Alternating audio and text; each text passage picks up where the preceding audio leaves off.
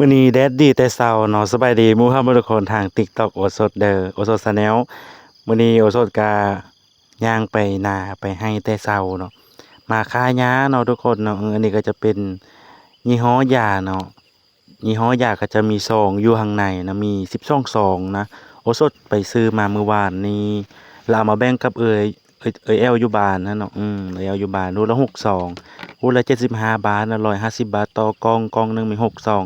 อันนี้ก็จะเป็นการเตรียมน้ำขายหญ้าเนาะทุกคนเนาะก่อนจะไปขายหญ้าก็มากินแรงกันก่อนนะฮะทุกคนเพิ่นบ่ได้สปอนเซอร์นะทุกคนแต่ก็กินทุกวันเนาะทุกคน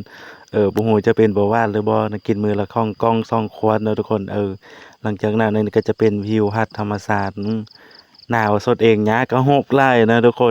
คนขายหญ้าเนี่ยขายหญ้าหน้าน่ะใส่ยายี่ห้อหยังน่ะบอกแน่เนาะทุกคนนะอันนี้ก็โอสถก็เป็นปีแรกที่โอสถไปซื้อยาคายหญ้ามาค้าเนาะทุกคนเพราะว่าบ่เคยคายหญ้าจักเทื่อคายหญ้าหน้าน่ะบ่เคยคาจักเทื่อเป็นครั้งแรกที่โอสถคาเนาะทุกคน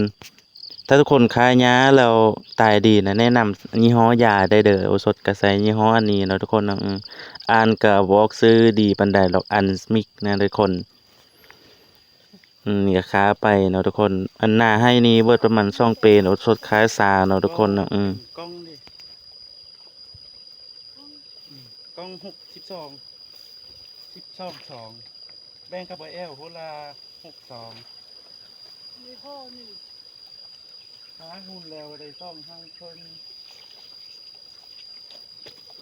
ส่งละเป๊ะต้องละปี ไก่ตามจริงบ่ซื้อน้ำจิ้ม ไปแล้วมันได้ส่งละสามเป๊ะซ่อมมาสร้างเป๊ะ สามเป๊ะสามสองยังบ่ตายยังพ่อนะ บางเบิ่งแล้วก็บ่ตายก็แนวเอามาเนี่ย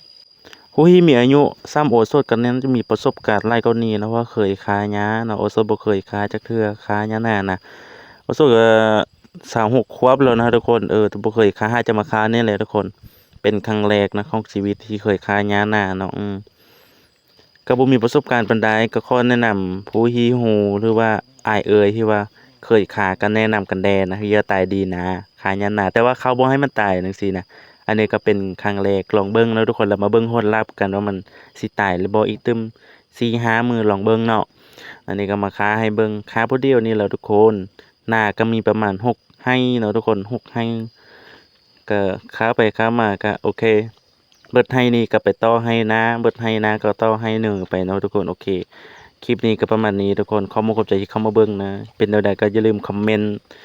แล้วก็กดติดตามกดใจให้ได้เด้อบ๊ายบายคลิปนี้ก็ประมาณเท่านี้เด้อทุกคนไปก่อนเด้อ